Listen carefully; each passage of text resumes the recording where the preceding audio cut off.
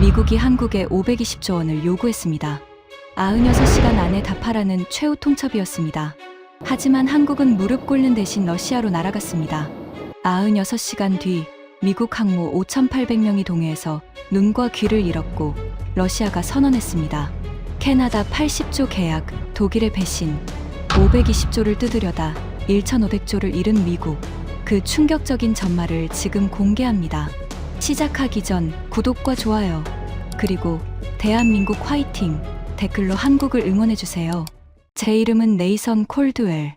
며칠 전까지만 해도 백악관 국가안보회의, 이른바 NSC의 아시아 담당 선임 보좌관이라는 직함을 달고 대통령의 바로 옆자리에 앉아 있던 사람입니다. 지금 저는 워싱턴 러셀 상원 빌딩 지하 3층 의회 특별조사위원회 청문 대기실의 딱딱한 나무 벤치 위에 앉아 있습니다. 벤치 옆 접이식 테이블 위에는 두꺼운 투명 증거 봉투가 놓여 있었습니다. 그 안에 들어있는 것은 제가 직접 쓴 400페이지짜리 기밀 문서. 표지에 찍힌 붉은 글자가 증거 봉투의 비닐을 뚫고 저를 조롱하듯 빛나고 있었습니다. 한반도 통제 매뉴얼, 기밀 등급 최고, 22년간의 경력, 랜드연구소에서 15년, NSC에서 7년.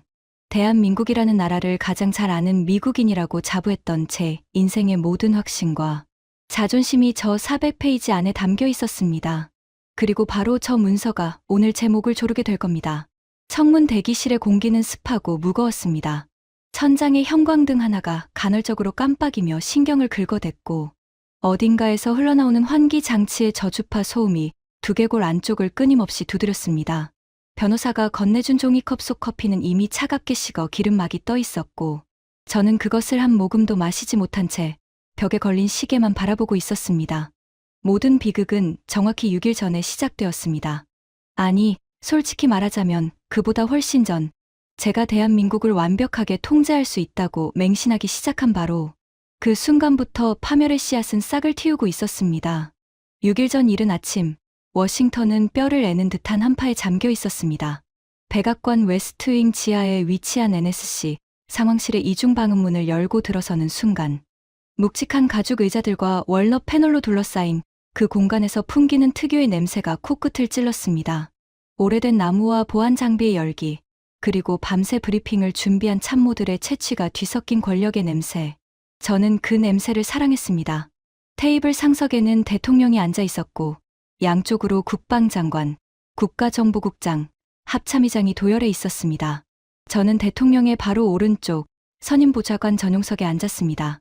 제 앞에는 72시간 동안 잠을 줄여가며 완성한 극비 작전 계획서가 놓여 있었죠. 대통령님, 오늘 보고드릴 작전명은 퍼시픽 체인입니다. 대한민국을 동시다발적으로 압박하여 96시간 이내의 방위비, 분담금 협상에서 완전한 항복을 이끌어내는 계획입니다. 저는 리모컨을 눌러 벽면의 대형 스크린에 첫 슬라이드를 띄웠습니다. 스크린 가득 채워진 한반도 지도 위로 3개의 붉은 화살표가 동시에 한국을 향해 꽂혀 들어가는 애니메이션이 재생되었습니다. 첫 번째 칼입니다. 방위비 분담금을 현행 대비 8배인 520조 원으로 요구합니다. 이것은 대한민국 1년 국방 예산의 9배에 해당하는 금액입니다. 사실상 수용 불가능한 숫자를 던져 한국 정부를 극도의 정치적 공경에 몰아넣는 것이 핵심입니다. 합참의장이 고개를 끄덕였습니다. 저는 두 번째 슬라이드로 넘겼습니다. 반도체 공정 장비의 흐름도가 화면에 펼쳐졌습니다. 두 번째 칼, 반도체 핵심 장비 수출 통제입니다. ASML의 EUV 노광 장비, 랩리서치의 식각 장비, 어플라이드 머티어리얼즈의 증착 장비. 이 세 가지가 없으면 삼성과 SK의 첨단 반도체 라인은 6개월 안에 멈춥니다. 동맹국이 아닌 경쟁국 수준의 수출 제한을 적용합니다. 저는 손가락으로 스크린의 세 번째 화살표를 가리켰습니다. 마지막 칼입니다. 정보 위성 공유 차단. 현재 한국군의 실시간 제공 중인 군사 위성 영상, 조기 경보 데이터, 신호 정보를 전면 중단합니다. 한국은 북한의 미사일 발사 징후를 스스로의 눈으로 확인할 수 없게 됩니다. 저는 대통령을 똑바로 바라보며 최종 결론을 내렸습니다. 이 세 개의 칼이 동시에 목에 들어오면 한국은 경제와 안보 양쪽에서 동시에 질식합니다. 22년간 한반도를 분석한 제 판단으로는 한국은 길어야 3일이면 무릎을 꿇습니다. 대통령이 팔짱을 끼고 의자에 등을 기댄 채 물었습니다. 한국이 버티면 어떻게 되나? 불가능합니다. 저는 단호하게 고개를 저었습니다. 한국의 반도체 산업은 미국 장비 없이 돌아갈 수 없고 한국군의 눈은 우리 위성에 완전히 의존하고 있으며 520조라는 숫자는 한국 여론을 공포에 빠뜨리기에 충분합니다. 제가 설계한 이 매뉴얼 밖에서 움직인 동맹국은 지난 22년간 단 한 곳도 없었습니다. 그 순간 테이블 끝자리에서 조용히 손을 든 사람이 있었습니다.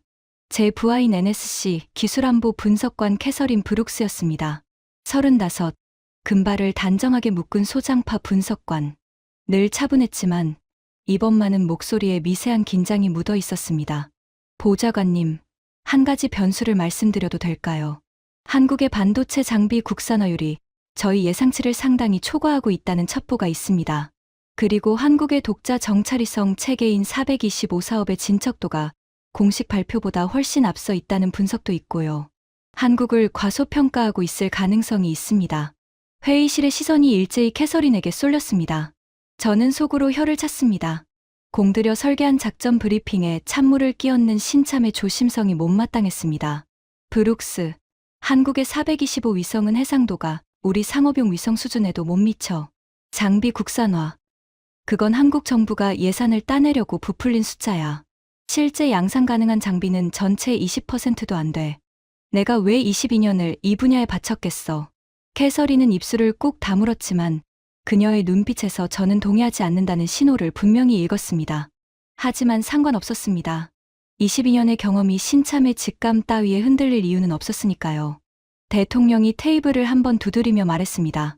좋아, 콜드웰. 퍼시픽 체인 승인한다. 96시간 데드라인. 한국 특사가 이번 주 워싱턴에 오지. 직접 통보해. 저는 자리에서 일어나며 등골을 타고 전율이 퍼지는 것을 느꼈습니다. 22년을 기다린 순간이었습니다. 제가 설계한 시나리오대로 세계 12위 경제 대국을 무릎 꿇리는 것.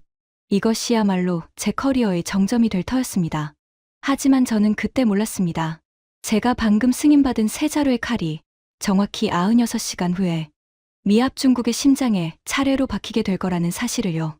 이틀 뒤 오후 워싱턴 펜실베이니아 애비뉴에 위치한 블레어하우스. 백악관 바로 건너편에 있는 이 고풍스러운 영빈관은 외국 국빈을 접대하는 장소이지만 오늘은 접대가 아니라 사형 선고를 위해 준비된 공간이었습니다. 저는 일부러 가장 위압적인 응접실을 선택했습니다. 천장 높이 4m, 벽면을 가득 채운 19세기 유화들, 한가운데 놓인 묵직한 마호가니 테이블. 이 공간 자체가 미합 중국의 압도적 위험을 발산하도록 설계되어 있었죠. 테이블 위에는 제가 직접 준비한 3개의 검은 가죽 바인더가 나란히 놓여 있었습니다. 각각의 표지에는 붉은 글씨로 방위비 분담금 특별 조정안, 반도체 수출 관리 강화 통보, 군사정보 공유 재검토 통지서라고 적혀 있었습니다. 세 자루의 칼.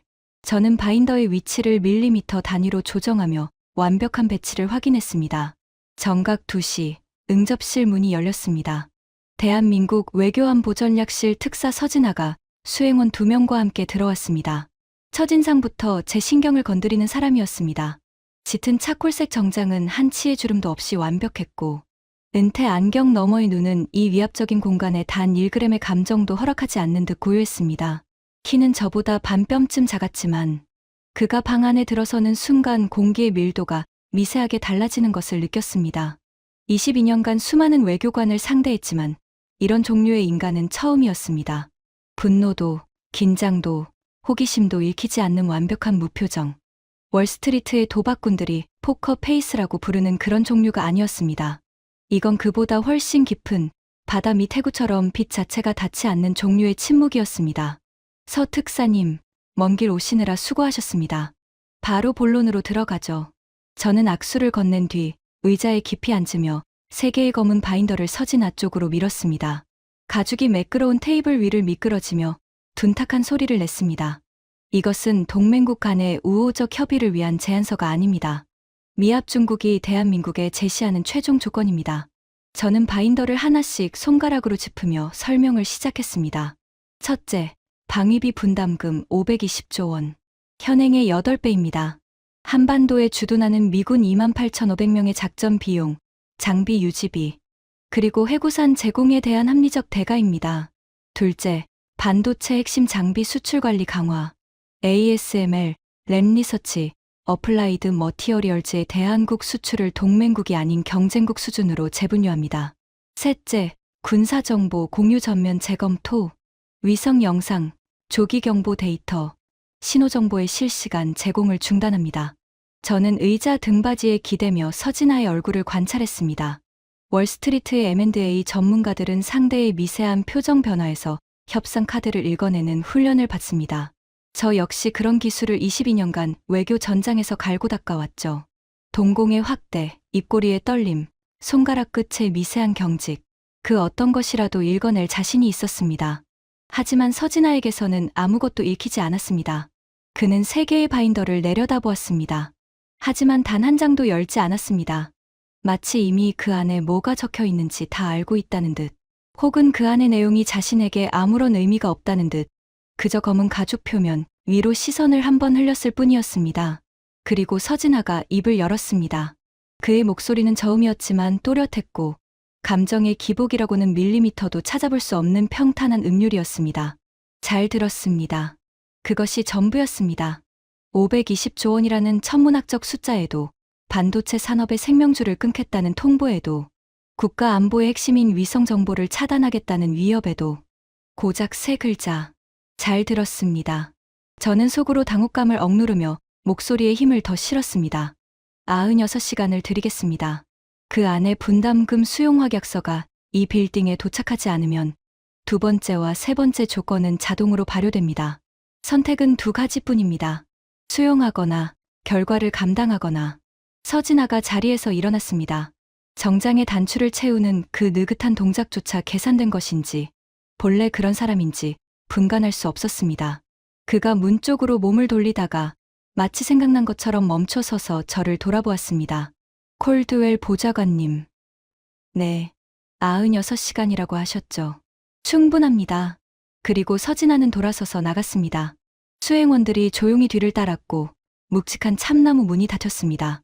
응접실에는 서진아가 지나간 자리에 희미하게 남은 차가운 향수, 냄새와 펼쳐지지 않은 세 개의 검은 바인더, 그리고 저만 남았습니다.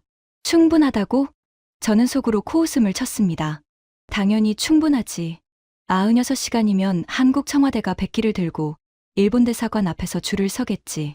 그들이 할 수 있는 건 고작 시간을 끌며 수용 가능한 협상안을 가져오는 것뿐이야. 저는 응접실 창가에 서서 펜실베이니아 에비뉴 건너편의 백악관을 바라보며 차갑게 식은 커피를 한 모금 마셨습니다. 쓴맛이 혀를 감쌌지만 가슴 속에서 끓어오르는 승리의 예감이 그 쓴맛을 달콤하게 바꿔주었습니다. 저는 그때 확신했습니다. 이 게임의 승자는 이미 정해져 있고 96시간이라는 시간은 대한민국이 항복 문서에 서명하기 위한 유예 기간에 불과하다고요. 하지만 그 96시간은 한국의 항복을 위한 시간이 아니었습니다. 그것은 한국이 미합 중국의 세 자루, 칼을 한 자루도 남김없이 되돌려 꽂기 위해 필요한 최소한의 준비 시간이었습니다. 그리고 그 48시간이 지나도록 서진아는 이 지구상 그 어디에서도 발견되지 않았습니다. 서진아가 블레어하우스를 나선 뒤 저는 여유롭게 다음 수순을 준비했습니다. 경험상 한국 측은 24시간 이내에 비공식 채널로 접촉해 올 터였습니다. 분담금을 깎아달라, 반도체 통제만은 빼달라, 최소한 위성 정보는 유지해달라. 어떤 형태로든 구걸에 손을 내밀 거라 확신했죠. 하지만 24시간이 지나도 아무 연락이 없었습니다. 한국 외교부의 공식 채널도, 주미 한국 대사관의 비공식 라인도, 정보기관 간의 백채널도 완벽하게 침묵했습니다. 저는 불쾌했지만 동요하지는 않았습니다. 허세겠거니 생각했습니다.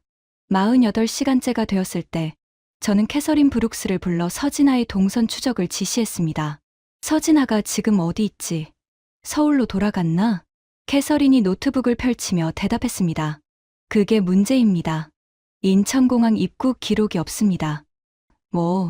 서진아 특사는 블레어하우스를 나선 뒤 주미 한국대사관에도 복귀하지 않았습니다. 덜레스 공항의 상업 항공편 탑승 기록 없음, 앤드루스 공군기지 출발 기록 없음, 전 세계 주요 공항 48시간. 스캔 결과에도 서진아라는 이름은 단 한 건도 뜨지 않습니다. 그 순간까지도 저는 대수롭지 않게 생각했습니다. 외교관이 비공개 동선을 탄 적은 수도 없이 있었으니까요. CIA에 넘겨. 위성 감시 자산 동원에서 48시간 내 위치 확보해. 하지만 CIA 동아시아 데스크의 보고는 저를 의자에서 벌떡 일어나게 만들었습니다. 보좌관님, 서진아 특사의 위치를 확인했습니다. 하지만 결과가 극히 비정상적입니다. 캐서린이 보안 태블릿을 제 책상 위에 올려놓았습니다. 화면에는 NRO, 미 국가정찰국의 위성이 촬영한 적외선 항적 분석 데이터가 떠 있었습니다. 블레어하우스를 나선 서진아는 버지니아주 소재의 비공개 군사 활주로에서 한국 공군 소속 특별 수송기에 탑승한 것으로 확인되었습니다. 문제는 그 비행기의 항로였습니다. 태평양을 건너 서울로 향하는 대권 항로가 아니었습니다. 비행기는 알래스카 앵커리지에서 급유한 뒤 기수를 북서쪽으로 완전히 틀었고 북극권을 돌아 유라시아 대륙의 끝자락을 향해 돌진하고 있었습니다. 최종 착륙지는 러시아 연방 무르만스크, 러시아 북극 함대 사령부가 위치한 세계 최대의 군항이었습니다. 저는 태블릿을 들고 있던 손에서 힘이 빠지는 것을 느꼈습니다. 서울이 아니라 무르만스크, 미합 중국에게 96시간 통첩을 받은 직후에 적국, 러시아의 핵심 군사 기지로 날아갔단 말이야. 보좌관님, 무르만스크는 러시아 전략 핵잠수함 기지입니다. 북극 함대의 심장이자 러시아 핵전력의 최종 보루예요. 한국의 외교 특사가 갈 수 있는 곳이 아닙니다. 초청 없이는 러시아 군용기조차 접근할 수 없는 곳이에요. 캐서린의 말이 맞았습니다. 무르만스크 군항은 러시아가 외국 외교관에게 절대로 열지 않는 성역이었습니다. 그곳에 한국의 특사가 들어갔다는 것은 단순한 외교적 접촉이 아니라 러시아 최고 지도부의 직접 초청이 있었다는 뜻이었습니다. 하지만 저는 끓어오르는 불안을 억눌렀습니다. 겁먹은 나라가 적국의 바지가랑이라도 잡으려고 달려간 것이 분명하다고 스스로를 다독였습니다. 러시아가 미국의 동맹국을 감싸줄 이유는 이 지구상에 존재하지 않으니까요. 허세야, 죽을 놈이 지푸라기라도 잡으려고 달려간 거지. 푸틴이 제정신이라면 한국 따위를 위해 미국과 정면 충돌할 리 없어. 저는 고개를 저으며 캐서린을 내보냈습니다. 하지만 사무실 문이 닫히는 순간 블레어하우스에서 서진아가 보여줬던 그 기묘한 침묵이 떠올랐습니다. 520조 원 앞에서도 바인더를 한 장 넘기지 않던 그 무표정. 충분합니다. 라는 세 글자에 담겨있던 제가 끝내 해독하지 못한 어떤 확신. 등골을 타고 미세한 한기가 스며들었지만 저는 그 감각을 무시하기로 했습니다. 22년의 경험을 믿기로 했습니다. 지금 돌이켜보면 그것이 제 인생 최대의 실수였습니다. 96시간의 카운트다운 중 72시간이 남은 시점, 저는 두 번째 칼을 뽑았습니다. 한국 측에 어떤 응답도 없었기에 예정대로 반도체 수출 통제를 발동하기로 한 겁니다. NSC 상황실에서 상무부 산업안보국과 화상회의를 연결했습니다. 제 지시는 간결했습니다. 오늘부로 대한민국을 반도체 수출관리 A그룹에서 제외합니다. ASML의 EUV 노광장비, 랩리서치의 식각장비, 어플라이드 머티어리얼즈의 증착장비, 이 세 개 품목의 대한국 수출 라이센스를 즉각 정지시키세요. 상무부 차관보가 화면 너머에서 펜을 굴리며 조심스럽게 물었습니다. 보좌관님, 삼성의 텍사스 파운드리 공장과 SK의 오하이오 배터리 공장에도 영향이 갈 수 있습니다. 그들의 미국 내 투자액만 해도 합산 460억 달러에 달하는데요. 영향 없어. 미국 내 공장은 미국 법의 보호를 받으니까 한국 본사의 라인만 멈추면 돼. 핵심 부품 공급을 끊어서 한국 내 공장을 마비시키는 거야. 저는 자신만만하게 대답했습니다. 삼성과 SK가 미국 내에 세운 공장은 미국의 일자리이고 미국의 자산이었습니다. 한국 기업이 그걸 볼모로 삼을 수는 없다고 계산했죠. 한국은 미국 시장이 필요하지만 미국은 한국 없이도 돌아간다. 이것이 22년간 제 분석의 기본 전제였습니다. 수출 통제 명령이 발효된 것은 워싱턴 시각 오전 9시였습니다. 저는 블룸버그 단말기 앞에 앉아 한국 코스피 지수의 폭락을 기다렸습니다. 반도체가 한국 수출의 20%를 차지하고 삼성과 SK의 시가총액이 코스피 전체의 30%에 육박하니까요. 수출 통제 소식이 퍼지는 순간 외국인 투자자들이 한국 주식을 미친 듯이 던질 거라 예상했습니다. 하지만 예상은 12시간 만에 산산조각 났습니다.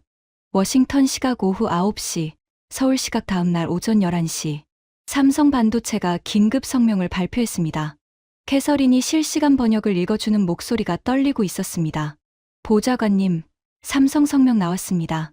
읽겠습니다. 미합 중국의 반도체 수출 관리 조치에 대응하여 삼성은 미국 텍사스주 테일러 파운드리 라인의 가동을 즉시 중단합니다. 현재 진행 중인 240억 달러 규모의 추가 투자 역시 전면 재검토에 들어갑니다. 뭐라고? 연이어 SK가 후속탄을 날렸습니다. SK 이노베이션 성명입니다. 오하이오, 조지아, 켄터키 소재 배터리 공장 3곳의 가동을 단계적으로 축소합니다. 220억 달러 규모의 미국 내 투자 계획을 전면 보류합니다. 저는 블룸버그 단말기로 고개를 돌렸습니다. 한국 코스피가 아니라 미국 나스닥이 비명을 지르고 있었습니다. 삼성 텍사스 공장은 미국 빅테크 기업들의 첨단 칩을 위탁 생산하는 핵심 거점이었습니다. 그 공장이 멈춘다는 뉴스가 퍼지자 실리콘밸리 전체가 발칵 뒤집혔습니다. 나스닥 반도체 지수가 장 시작 15분 만에 14% 급락했습니다. 인텔, AMD, 퀄컴, 엔비디아 전부 동반 하락 중입니다. 텍사스 주지사실에서 백악관으로 긴급 항해 전화가 왔고 오하이오 상원의원 사무실에서도 연락이 폭주하고 있습니다. 캐서린의 보고가 쏟아지는 동안 저는 단말기 화면 앞에서 굳어버렸습니다. 한국의 공장을 멈추려고 칼을 뽑았는데 멈춘 건 미국의 공장이었습니다. 삼성의 성명은 위협이 아니라 실행이었습니다. 통보한 지 4시간 만에 텍사스 공장의 클린룸 조명이 실제로 꺼지기 시작했다는 현지 보도가 나왔습니다. 하지만 진짜 충격은 그 다음이었습니다. 캐서린이 국가정보국에서 넘어온 긴급정보 보고서를 들고 뛰어왔습니다. 그녀의 얼굴에서 혈색이 완전히 빠져 있었습니다. 보좌관님, 이걸 보셔야 합니다. 한국의 반도체 장비 국산화율에 대한 기존 평가가 완전히 틀렸습니다. 뭐가 틀렸다는 거야? 저희가 파악한 국산화율은 20% 미만이었습니다. 하지만 한국이 극비리에 추진해온 K반도체 장비 프로젝트의 실제 진척도는 61%입니다. EUV는 아직이지만 시각, 증착, 세정, 검사, 장비의 국산 대체가 이미 양산 테스트 단계에 들어가 있었습니다. 61%, 우리 정보가 20%라고 했잖아. 어떻게 3배나 차이가 나? 한국이 의도적으로 낮은 수치를 흘렸습니다. 미국을 안심시키기 위해 국산화율을 축소 보고하는 한편 실제로는 별도의 비공개 예산으로 장비 개발을 가속화하고 있었습니다. 보좌관님이 520조 통보를 하기 훨씬 전부터 이 준비는 진행되고 있었습니다. 머릿속이 하얘졌습니다. 한국은 미국의 반도체 통제를 이미 예상하고 있었고 우리가 칼을 뽑기 전에 방패를 만들어 놓고 있었던 겁니다. 저는 22년 동안 한국을 분석했다고 자부했지만 한국은 22년 동안 제 분석 모델 바깥에서 조용히 탈출구를 파고 있었습니다. 나스닥은 그날 하루 종일 피를 흘렸습니다. 미국 반도체 관련주 시가총액이 하루 만에 5,800억 달러, 한국 돈으로 약 780조 원이 증발했습니다. 제가 한국에서 520조를 뜯어내려다 미국 주식시장에서 780조가 날아간 겁니다. 완벽한 자충수였습니다. 반도체 부메랑에 충격이 가시기도 전에 저는 3번째 칼을 빼들었습니다. 남은 시간은 48시간. 반도체가 먹히지 않으니 안보를 흔들기로 한 겁니다. 한국군에 제공 중인 모든 군사 위성 데이터의 실시간 공유를 즉각 중단하라. 이 지시가 떨어진 건 반도체 사태가 터진 다음 날 새벽이었습니다. 미국은 전 세계에 수백 기의 군사 위성을 운용하고 있고 그 위성들이 촬영한 영상과 수집한 신호를 동맹국에 선별적으로 공유합니다. 한국군의 경우 북한 미사일 기지 감시, 서해 해상 정찰, 북한군 이동 경로 추적 등 핵심적인 안보 정보를 미국 위성에 크게 의존하고 있었습니다. 그 눈을 빼버리면 한국은 북한 앞에서 장님이 됩니다. 안보 공포가 한국 국민을 휩쓸 것이고 여론이 정부를 압박해서 결국 우리 조건을 수용할 수밖에 없습니다. 저는 이것이 가장 확실한 한방이라고 확신했습니다. 반도체는 한국이 대비하고 있었을지 몰라도 군사 위성만큼은 대체 불가능한 미국의 절대 자산이니까요. 한국이 독자 위성을 띄운다고 해봤자 해상도나 커버리지에서 미국의 발끝에도 못 미칠 것이라는 게 제 22년간의 분석이었습니다. 위성 데이터 차단 명령은 펜타곤을 통해 즉각 실행되었습니다. 한국군 합참에 실시간으로 전송되던 위성 영상 피드가 일제히 검은 화면으로 바뀌는 순간 저는 상황실 스크린을 바라보며 고개를 끄덕였습니다. 이제 진짜 벼랑 끝이야. 눈이 멀면 어떤 나라든 무릎을 꿇게 되어 있어. 하지만 채 3시간도 지나지 않아 국가정보국장실에서 긴급 연락이 왔습니다. 전화를 받은 캐서린의 표정이 순식간에 일그러졌습니다. 보좌관님, 국가정보국에서 코드 블랙 보고가 올라왔습니다. 코드 블랙. 미국 정보 커뮤니티에서 가장 심각한 정보 실패를 의미하는 등급이었습니다. 저는 심장이 한 박자 멈추는 것을 느꼈습니다. 무슨 일이야? 우리가 한국의 위성 데이터를 차단했습니다. 하지만 한국군에 아무런 영향이 없습니다. 한국 합참의 작전 템포가 전혀 바뀌지 않았습니다. 북한 감시 활동도, 서해 정찰도, 동해 대잠 작전도 정상 가동 중입니다. 불가능해. 우리 위성 없이 어떻게 그게 가능하지? 캐서린이 태블릿을 꺼내 화면을 넘겼습니다. 거기에는 NSA가 한반도 상공에서 포착한 전파 신호 분석 데이터가 펼쳐져 있었습니다. 한반도와 동북아시아 상공을 촘촘하게 뒤덮고 있는 미식별 위성 신호의 그물망이 선명하게 빛나고 있었습니다. 한국의 독자 정찰위성 체계입니다. 425 사업이라고 불리는 프로젝트인데 공식 발표에 따르면 아직 초기 시험 운용 단계라고 되어 있었습니다. 하지만 실제로는 이미 5기의 정찰위성이 궤도에 올라가 있고 해상도는 공식 발표치의 3배인 30cm급입니다. 30cm? 저는 의자 등받이를 움켜쥐었습니다. 그건 차량 번호판까지 읽을 수 있는 해상도입니다. 우리가 동맹국에 공유하던 군사 영상의 해상도와 맞먹는, 아니 특정 대역에서는 능가하는 수준이었습니다. 그런데 보좌관님, 더 심각한 문제가 있습니다. 캐서린의 목소리가 한 톤 더 낮아졌습니다. 국가정보국이 최근 6개월간의 정보 수집 기록을 역추적했습니다. 그런데 우리 정보기관이 작성한 동해서의 해상 정찰 보고서의 원천, 데이터 중 상당 부분이 미국 자체 위성이 아니라 한국 425 위성이 수집한 영상이었습니다. 저는 캐서린의 말을 이해하는데 몇 초가 걸렸습니다. 이해한 순간 등골을 타고 얼음물이 쏟아지는 것 같았습니다. 잠깐. 그러니까 우리가 한국 위성 데이터를 쓰고 있었다는 거야? 한국의 위성 정보를 제공하는 게 아니라 거꾸로 한국의 위성 데이터를 우리가 가져다 쓰고 있었다고? 정확합니다. 한국이 미국과의 정보 공유 채널에 자국 위성 데이터를 슬쩍 섞어 넣고 있었습니다. 우리 분석관들은 그것이 미국 위성의 데이터인 줄 알고 보고서에 사용했고요. 지금 우리가 위성 공유를 차단한 건 한국의 눈을 빼는 게 아니라 우리 자신의 정보 소스 하나를 끊어버린 겁니다. 저는 두 손으로 얼굴을 감쌌습니다. 세 번째 칼마저 부메랑이었습니다. 한국의 눈을 멀게 하려고 위성을 차단했는데 오히려 정보 공백이 생긴 것은 미국 쪽이었습니다. 22년간 한국을 감시하고 통제한다고 자부했던 제가 실은 한국이 건네주는 정보를 받아먹고 있었다는 사실, 감시당하고 있었던 것은 한국이 아니라 접니다. 그리고 바로 그 순간 한국 외교부가 냉담한 한 줄 성명을 발표했습니다. 대한민국은 미합 중국의 군사정보 공유 중단 조치에 대응하여 한미 간 정보 교환 채널을 통해 제공해 온 대한민국 독자 수집 정보의 공유를 즉시 중단합니다. CIA 동아시아 데스크에서 비명 같은 보고가 올라왔습니다. 한반도 북부 지역의 정보 수집 능력이 30% 이상 감소했다는 긴급 경고였습니다. 북한의 이동식 미사일 발사대 추적에 심각한 공백이 발생했고 서해의 NLL 인근의 해상 감시에도 빈틈이 생겼습니다. 저는 세 자루의 칼을 동시에 뽑았고 세 자루 모두 미합 중국 자신을 찌르고 있었습니다. 520조 방위비 요구는 한국의 침묵 앞에서 허공을 헤매고 있었고 반도체 통제는 미국 주식시장에서 780조를 날렸으며 위성 차단은 오히려 미국의 정보 능력에 구멍을 뚫었습니다. 하지만 진짜 재앙은 아직 시작도 하지 않았습니다. 96시간의 데드라인. 마지막 24시간이 남았을 때 저는 최후의 카드를 꺼내 들었습니다. 세 자루의 칼이 모두 실패한 이상 남은 것은 압도적 군사력의 시위뿐이었습니다. 국방장관실 수석참모 마틴 하우저가 펜타곤에서 달려왔습니다. 등이 곱고 턱이 딱 벌어진 해병대 출신으로 어떤 문제든 군함과 전투기로 해결할 수 있다고 믿는 사람이었습니다. 콜드웰, 더 이상 뜸 들일 시간 없어. 제7함대를 동해에 전진 배치해. 항모전단이 한국 앞바다에 뜨는 순간 세상 어떤 나라도 각을 세우지 못해. 저도 같은 생각이었습니다. 대통령의 승인이 떨어졌고 요코스카 기지를 출항한 미 제7함대. 소속 항모전단이 동해를 향해 북상하기 시작했습니다. 핵추진 항공모함 1척, 이지스 구축함 5척, 승조원 5,800명.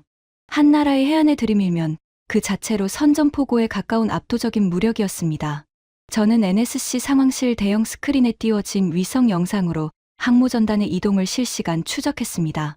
6척의 군함이 쐐기형 대형을 이루며 동해 중심부를 향해 절도 있게 나아가는 모습은 그 자체로 미합 중국 해군력의 상징이었습니다. 이것을 보고도 버틸 나라는 없습니다. 항모전단이 울릉도 동방해역에 진입한 것은 오후 3시 17분이었습니다. 바로 그 시각 상황실의 모든 스크린이 동시에 미쳐버렸습니다. 긴급 보고 항모전단 통신 이상 발생, 기압 레이더, 경고등 점등, 전함정 전투 배치 태세 돌입, 펜타곤 직통 한라인에서 쏟아져 나오는 보고가 상황실을 가득 채웠습니다. 항모전단 기함의 이지스 전투 시스템, 화면에 미식별 표적이 수백 개씩 나타났다가 사라지기를 반복하기 시작했습니다. 레이더가 유령 신호를 잡은 겁니다. 아군 함정의 위치마저 화면 위에서 춤을 추듯 흔들렸고 적과 아군의 구별이 완전히 불가능해졌습니다. 동시에 위성통신 링크가 끊어졌습니다. GPS 수신 신호의 정밀도가 폭락하며 50m, 100m, 200m씩 오차가 벌어졌습니다. 함대의 눈인 레이더와 귀인 통신, 방향 감각인 GPS가 동시에 마비된 겁니다. 제7함대 사령관의 긴급 교신이 상황실 스피커를 통해 울려 퍼졌습니다. 잡음 섞인 음성이었지만 절박함은 선명하게 전해졌습니다. 워싱턴, 여기 제7함대 기함. 대규모 전자전 공격을 받고 있다. 발신원 식별 불가. 이지스 시스템 정상 작동 불능. GPS 오차 200m 이상. 위성통신 간헐적 단절. 함재기 출격 불가. 현재 전투 능력 상실. 반복한다. 전투 능력 상실. 상황실이 얼어붙었습니다. 미합 중국 해군의 최정예 항모전단이 전투 능력을 상실했다. 미사일 한 발 맞은 것도 아니고 잠수함의 어뢰에 피격된 것도 아닙니다. 보이지 않는 전자파의 장벽에 갇혀 눈과 귀가 완전히 먹어버린 겁니다. 발신원을 찾아. 당장 찾으란 말이야. 누가 전자전을 걸고 있는 거야? 북한이야. 중국이야. 마틴 하우저가 고함을 쳤습니다. 하지만 NSA의 전자전 분석 결과는 모두를 더 깊은 절망으로 밀어넣었습니다. 보좌관님, 전자전 신호의 패턴을 분석했습니다. 2개의 서로 다른 교란원이 동시에 작동하고 있습니다. 2개? 하나는 동해 북동쪽 수역에서 발신되고 있습니다. 신호 특성상 러시아 태평양 함대 소속 전자전함으로 추정됩니다. 레이더 교란과 GPS 제밍을 담당하고 있고요. 캐서린이 2번째 교란원의 데이터를 스크린에 띄웠습니다. 저는 그 데이터를 확인한 순간 의자에서 주저앉을 뻔했습니다. 나머지 하나는 동해 수중에서 발신되고 있습니다. 위성통신 링크를 차단하는 정밀 전자전 신호인데 이 주파수 패턴은 대한민국 해군의 KSS-3 잠수함에 탑재된 전자전 체계의 것입니다. 러시아와 한국이 동해에서 동시에 전자전을 걸고 있다는 말이야. 그렇습니다. 러시아 해군의 광역 교란과 한국 잠수함의 정밀 차단이 완벽하게 동기화되어 작동하고 있습니다. 두 나라가 사전에 작전을 조율하지 않으면 절대 불가능한 수준의 합동 전자전입니다. 저는 비로소 깨달았습니다.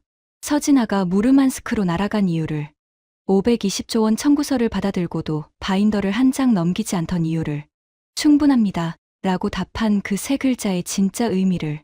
서진아는 도망친 것이 아니었습니다. 그는 러시아 북극 함대 사령부로 직행해 한러 합동 작전의 마지막 퍼즐을 맞추어 간 것이었습니다. 미국이 항모를 보내올 것을 이미 예측하고 그 항모를 동해의 전자전 장벽 안에 가두기 위한 덫을 짜러 간 것이었습니다. 저는 떨리는 목소리로 중얼거렸습니다. 96시간이 충분하다고 한 건 이것 때문이었어. 한국은 우리가 세 자루의 칼을 뽑을 때마다 정확히 그 칼이 우리 자신을 찌르도록 판을 짜고 있었던 거야. 처음부터 끝까지. 상황실 스크린에는 동해 한가운데서 표류하는 미 항모전단의 위치가 불안정하게 깜빡이고 있었습니다. 5,800명의 미군 장병이 눈과 귀를 잃은 채 적도 아군도 구분할 수 없는 바다 위에 갇혀 있었습니다.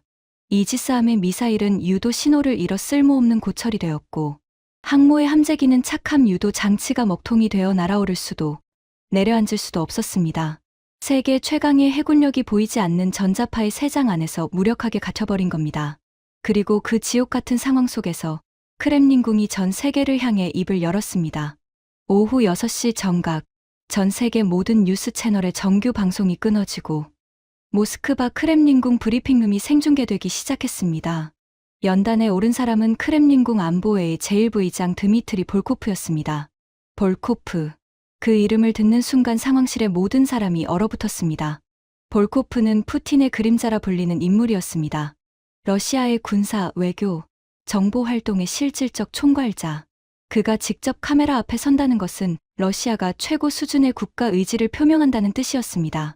볼코프의 얼굴은 놀라울 만큼 평온했습니다. 마치 날씨 이야기를 하듯 세계의 질서를 뒤흔들 말들을 입 밖으로 꺼냈습니다. 전 세계 시민 여러분, 현재 동해에서 미합 중국 제7함대 소속 항모전단이 심각한 항법 장애를 겪고 있는 것으로 파악됩니다.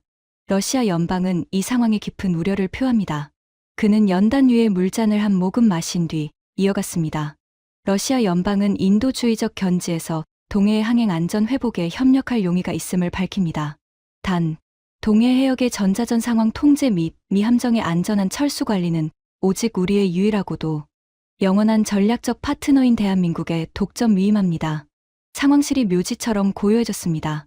숨소리조차 들리지 않았습니다. 볼코프의 다음 말이 고요를 갈랐습니다.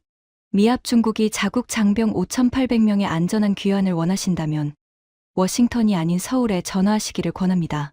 저는 의자에 앉은 채 몸이 굳어버렸습니다. 북극 함대의 주인인 러시아가 자국의 전략적 이익이 걸린 동해의 통제권을 아시아의 반도 국가에게 통째로 넘겨버린 겁니다. 이것은 한국에 대한 호의가 아니었습니다. 미국에 대한 완벽하고 치밀하게 계산된 모욕이었습니다. 520조 원을 뜯어내겠다며 칼을 들이밀었던 바로 그 나라에게 5,800명의 목숨을 구걸해야 하는 상황.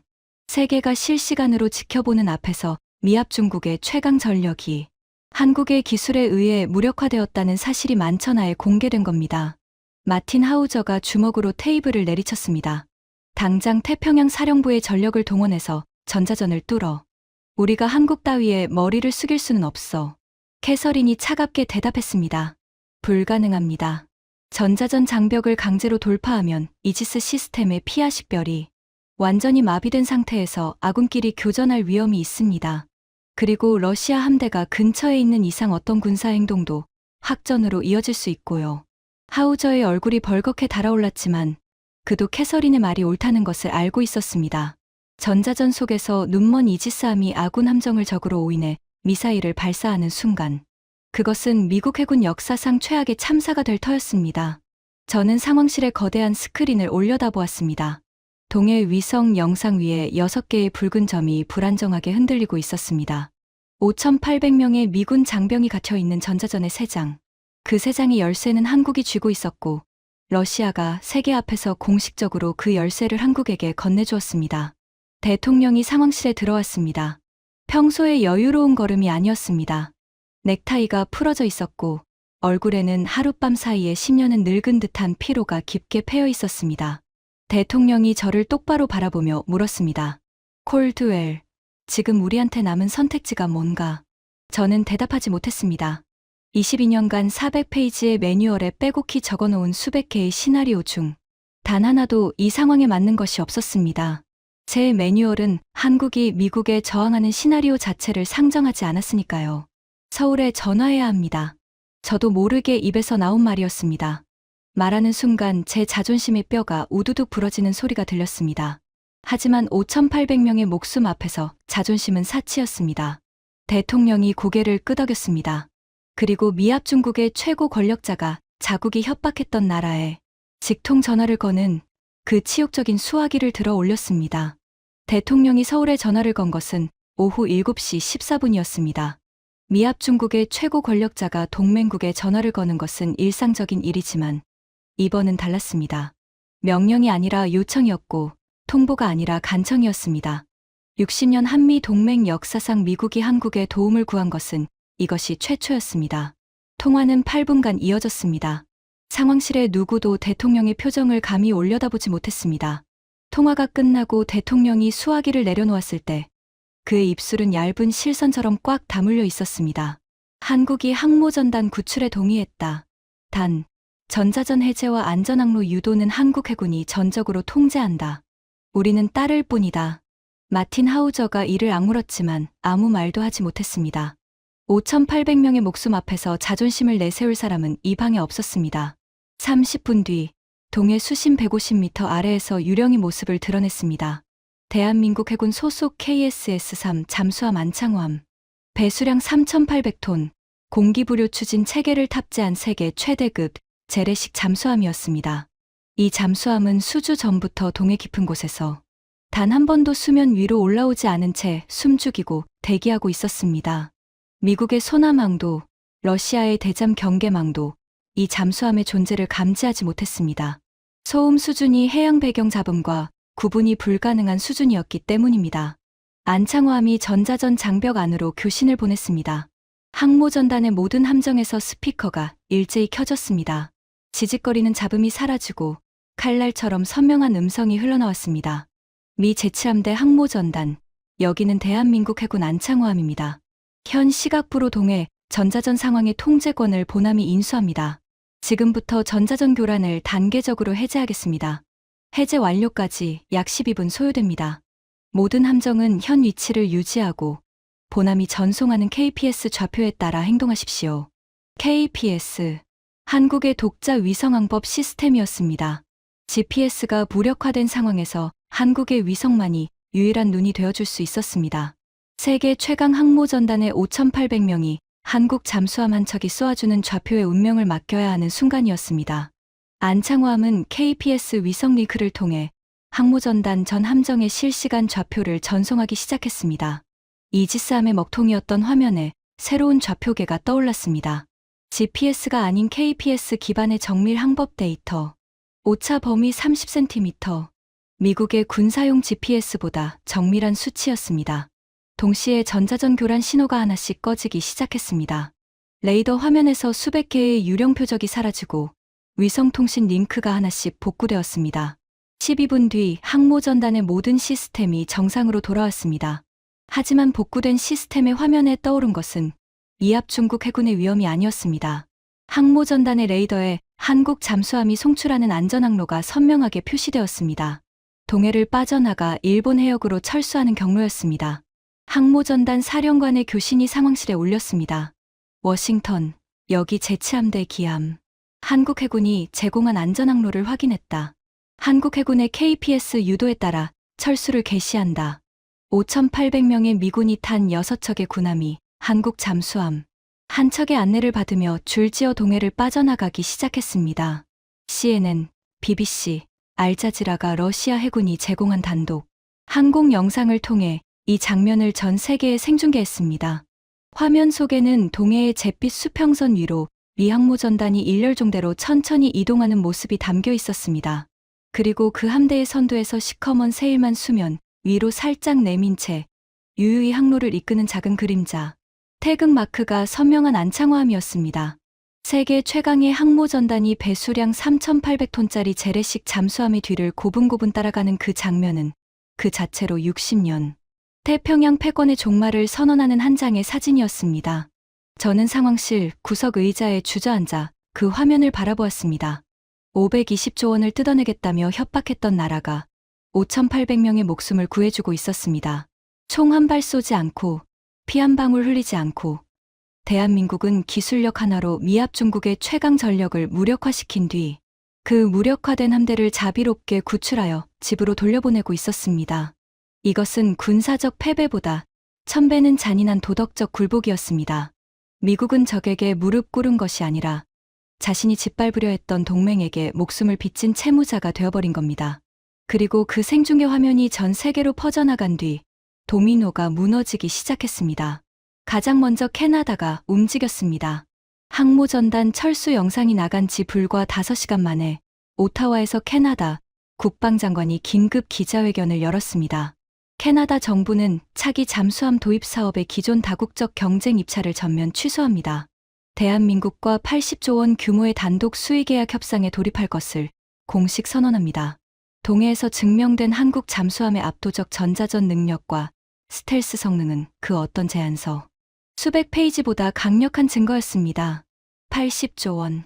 미국, 영국, 프랑스의 방산 기업들이 수년간 로비와 기술, 시연에 공들였던 캐나다 역사상 최대 규모의 국방 사업이 동해의 12분짜리 실시간 시연 한 번에 한국으로 넘어간 겁니다. 그 다음은 노르웨이였습니다.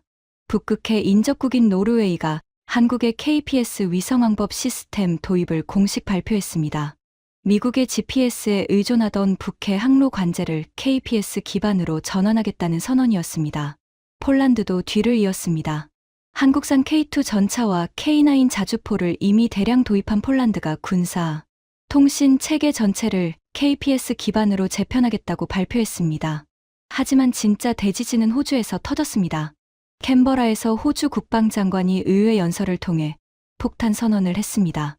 호주 정부는 AUKUS 안보 동맹의 잠수함 도입 계획을 전면 재검토합니다. 미국과 영국의 핵추진 잠수함만이 유일한 선택지가 아니라는 점이 동해에서 명백히 증명되었습니다. AUKUS, 미국, 영국, 호주의 3국 안보 동맹이자 미국이 태평양 패권을 유지하기 위한 핵심 축이었습니다. 그 축이 흔들렸습니다. 호주가 미국의 핵잠수함 대신 한국의 재래식 잠수함을 선택할 수 있다는 가능성을 공개적으로 언급한 것 자체가 미국 주도의 태평양 안보 질서의 사형 선고를 내린 것과 다름없었습니다. 뉴욕 증권거래소가 개장하자 시장은 지옥으로 변했습니다. 미국 방산 대장주들이 하루 만에 25% 이상 폭락했습니다. 전날 반도체 사태로 780조 원이 증발한 데 이어 방산주까지 무너지면서 이틀간 미국 주식시장에서 사라진 시가총액은 1,500조 원을 넘어섰습니다. 제가 한국에서 520조 원을 뜯어내려다 미국에서 1,500조 원이 증발한 겁니다. 다시 현재입니다. 러셀 상원 빌딩 지하 3층. 청문 대기실의 시계는 오후 1시 45분을 가리키고 있었습니다. 15분 뒤면 저는 저 문을 열고 의회 특별조사위원회의 증인석에 앉아야 합니다. 증거 봉투 안에 한반도 통제 매뉴얼이 형광등, 불빛 아래서 둔탁하게 빛나고 있었습니다. 400페이지. 22년의 세월. 대한민국을 완벽하게 통제할 수 있다고 자부했던 제 오만의 모든 흔적이 저 안에 담겨 있었습니다. 그리고 바로 저 문서가 오늘 청문회에서 저를 집어삼킬 겁니다.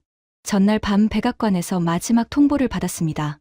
비서실장의 목소리는 얼음보다 차가웠습니다. 콜드웰, 대통령께서 오퍼레이션 퍼시픽 체인의 모든 책임을 자네의 독단적 오판으로 결론 지으셨네. 내일 청문회에서 자네의 해임과 함께 공식 발표될 거야. 실장님, 퍼시픽 체인은 NSC 회의에서 대통령이 직접 승인하셨습니다. 녹취도 있고 참석자 서명도 있지 않습니까?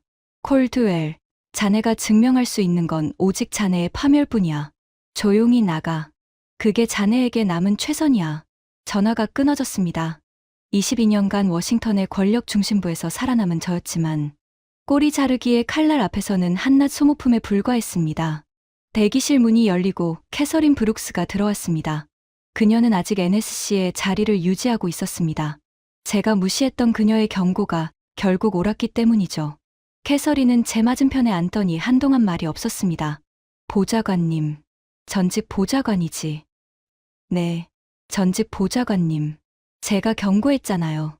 한국을 과소평가하고 있다고. 저는 쓴웃음을 지었습니다. 과소평가? 아니야, 브룩스. 과소평가한 게 아니야. 나는 22년 동안 한국이라는 나라를 완전히 잘못 읽고 있었던 거야. 캐서린이 코트 안주머니에서 접힌 종이 한 장을 꺼내 제게 내밀었습니다.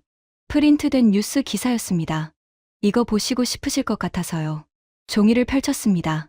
러시아 현지 언론이 찍은 사진 한 장이 실려 있었습니다. 장소는 무르만스크 군항 인근의 작고 허름한 식당이었습니다. 나무 테이블 위에 생선 수프 2그릇과 검은 빵, 그리고 보드카 한 병과 초록색 소주 한 병이 놓여 있었습니다. 테이블 양쪽에 앉은 두 사람의 얼굴을 확인한 순간 저는 숨을 멈췄습니다. 한쪽은 두꺼운 회색 코트를 입은 서진아였습니다. 블레어하우스에서 520조짜리 바인더를 한 장도 넘기지 않고 나갔던 그 서늘한 눈의 사내. 맞은편에는 검은 스웨터 차림의 드미트리 볼코프가 앉아 있었습니다. 전 세계의 워싱턴이 아닌 서울에 전화하라고 선언했던 크렘린의 그림자. 두 사람은 웃고 있었습니다.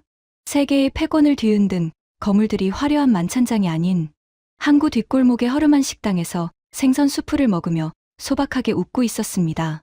서진아가 소주잔에 보드카와 소주를 반반씩 따라 볼코프에게 건네는 모습이 사진에 선명하게 잡혀 있었습니다. 볼코프가 투박한 손으로 그 잔을 받으며 짓는 미소에는 전쟁의 긴장이 아니라 오랜 전후의 편안함이 묻어 있었습니다. 기사 본문에는 이 사진의 촬영 시점이 적혀 있었습니다. 미 항모 전단이 한국 잠수함의 호위를 받으며 동해를 빠져나간 바로 그 시각이었습니다. 미합 중국의 60년 태평양 패권이 무너지는 그 역사적인 순간. 그 파멸의 설계자 두 사람은 항구 식당에서 조용히 수프를 떠먹고 있었던 겁니다. 저는 사진을 한참 바라보다가 접어서 양복 안주머니에 넣었습니다. 브룩스, 나는 22년 동안 뭘 분석한 거지? 캐서린은 대답하지 않았습니다. 대답할 필요가 없었으니까요. 저는 400페이지의 한반도 통제 매뉴얼을 썼습니다. 한국의 무역 구조, 에너지 의존도, 군사 동맹의 약점, 정치 역학을 빠짐없이 분석했습니다. 숫자로 환산할 수 있는 모든 것을 분석했습니다. 하지만 저는 숫자로 환산할 수 없는 것, 그것을 분석하지 못했습니다. 전쟁의 폐허에서 맨손으로 나라를 일으켜 세운 사람들의 자존심, 세계가 무시해도 묵묵히 기술을 갈고 닦으며 준비하는 집요함, 등 뒤에서 칼이 날아와도 단 한 번도 무릎 꿇지 않겠다는 그 지독한 오기. 제 매뉴얼의 400페이지 어디에도 그것은 적혀 있지 않았습니다. 520조 원을 들이밀면 꿇을 거라 생각했습니다. 반도체를 끊으면 비명을 지를 거라 생각했습니다. 위성을 차단하면 장님이 될 거라 생각했습니다. 항모를 보내면 벌벌 떨 거라 생각했습니다. 하지만 한국은 꿇지 않았습니다. 비명을 지르지 않았습니다. 장님이 되지 않았습니다. 떨지 않았습니다. 오히려 미국의 공장을 멈추고 미국의 정보 소스를 끊고 미국의 항모를 가두고 그리고 그 항모를 자비롭게 구출하여 돌려보냈습니다. 총 한 발, 미사일 한 기, 피 한 방울 없이 오직 기술과 전략과 제가 끝내 측정하지 못했던 그 거대한 자존심으로 대기실의 시계가 오후 2시를 가리켰습니다. 문 너머에서 안내 직원의 목소리가 들렸습니다. 콜드웰 씨, 입장하셔야 합니다. 저는 자리에서 일어났습니다. 증거 봉투 안에 매뉴얼을 한번 내려다보았습니다. 400페이지의 오만, 22년의 착각, 그것을 들고 증인석으로 걸어가야 했습니다. 캐서린이 대기실 문 앞에서 저를 바라보고 있었습니다. 그녀의 눈에는 원망도 동정도 없이 다만 이 모든 것을 처음부터 알고 있었다는 듯한 조용한 체념만이 담겨 있었습니다. 저는 문손잡이를 잡고 한번 멈추었습니다. 양복 안주머니에 넣은 사진이 가슴에 닿는 것이 느껴졌습니다. 무르만스크 항구의 허름한 식당, 생선 수프와 소주와 보드카, 그리고 세상을 뒤집어 놓고도 조용히 미소 짓는 두 사람. 진정한 강자는 이빨을 드러내지 않는다. 저는 그것을 22년 동안 몰랐습니다. 그리고 그 대가로 모든 것을 잃었습니다. 문을 열고 걸어 나가는 제 등 뒤로 대기실 형광등이 한번 깜빡였습니다. 마치 22년간의 오만의 마침표를 찍듯 짧고 차가운 빛의 전멸이었습니다. 여러분, 네이선 콜드웰의 고백 어떠셨습니까? 520조 원의 갑질, 96시간의 카운트다운, 780조 원의 부메랑, 5,800명의 구출. 이 거대한 숫자들의 뒤에는 세상이 무시할 때 밤을 새우며 위성을 만든 연구원들이 있었고 아무도 모르는 심해에서 숨죽이며 조국을 지킨 잠수함 장병들이 있었습니다. 독일 국방장관은 이렇게 말했습니다. 미국은 과거를 들이밀었고 한국은 미래를 증명했다. 캐나다와 호주가 미국을 떠나 한국을 선택한 이유, 그것은 단순한 무기의 성능이 아니라 위기의 순간의 적이 아닌 동맹을 구하는 나라의 품격이었습니다. 이 놀라운 역전극이 묻히지 않도록 보이지 않는 곳에서 나라를 지키는 영웅들을 위해 이 영상을 공유해 주십시오. 여러분의 공유 한 번이 강대국의 갑질에 맞서는 가장 강력한 무기가 됩니다. 가슴이 뜨거워졌다면 자부심 3글자만 남겨주세요. 좋아요와 구독은 진실을 밝히는 등불입니다. 저는 다음 시간에 더 위대한 우리의 이야기로 찾아오겠습니다. 지금까지 감동테라였습니다. 감사합니다.